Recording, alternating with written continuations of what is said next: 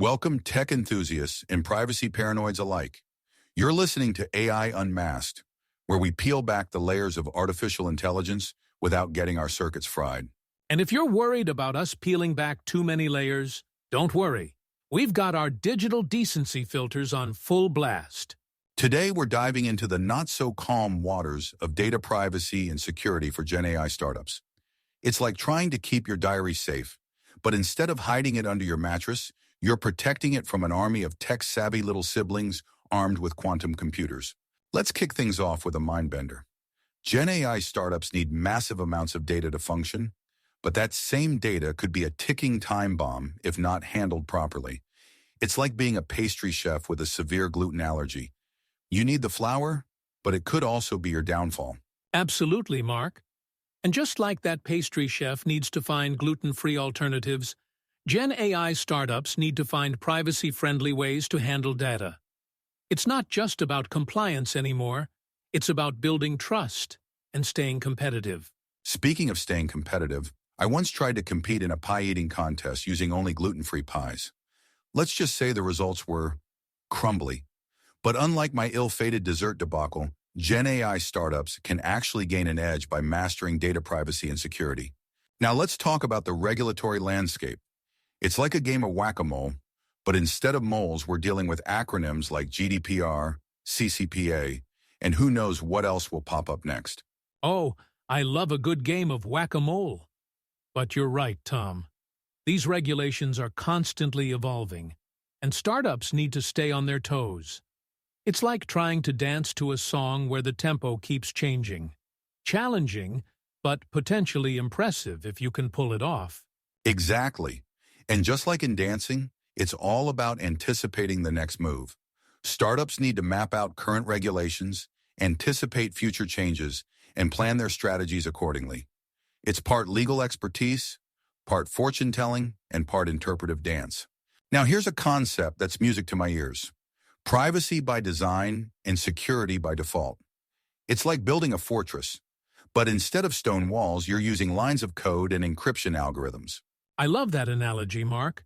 And just like a good fortress, privacy and security measures need to be built into the very foundation of a GenAI startup. It's not something you can just slap on at the end like a coat of paint. Absolutely. It reminds me of the time I tried to retrofit my old car with a state-of-the-art security system. Let's just say it ended with me locked out of my own vehicle, talking to a very confused AI assistant who thought I was trying to steal my own car. All right, privacy warriors, it's time to unfurl our Wardley map and chart the treacherous waters of data protection. Tom, would you do the honors of walking us through this cartographic masterpiece? With pleasure, Mark. Imagine this map as a privacy-themed amusement park. On the right side, we've got the thrilling, ever-changing rides like regulatory rapids and encryption escapade. These are constantly evolving and require ongoing innovation. Ooh, I love a good theme park analogy. And let me guess, on the left side we have the more stable, foundational elements? The data storage Dumbo ride, perhaps? Exactly. Though I'd call it the secure storage stronghold. We've also got attractions like Access Control Carousel and Audit Trail Adventure. The key is to build a privacy strategy that's both fun for users and secure enough to keep the bad guys out. And don't forget the exciting new attractions like differential privacy dodgems and federated learning Ferris wheel. These cutting-edge techniques could really set a GenAI startup apart in the privacy arms race. Absolutely. The map shows that while some privacy elements are becoming commoditized, there's still plenty of room for innovation.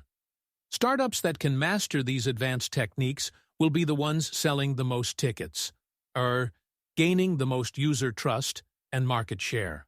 Well, folks, we've navigated the choppy waters of data privacy and security, dodged the regulatory icebergs, and even took a spin on the Wardley Map merry-go-round. Remember, in the world of GenAI, data isn't just power. It's a responsibility. Indeed, Mark.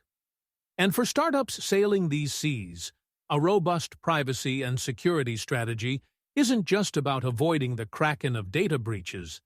It's about charting a course to the treasure island of competitive advantage. Couldn't have said it better myself, Tom. So, dear listeners, as you venture forth into the AI frontier, remember to keep your data close and your privacy policies closer. And don't forget to join us next time when we'll be discussing ethical AI, teaching robots the difference between right and R2D2. Until then, stay curious and keep your algorithms ethical.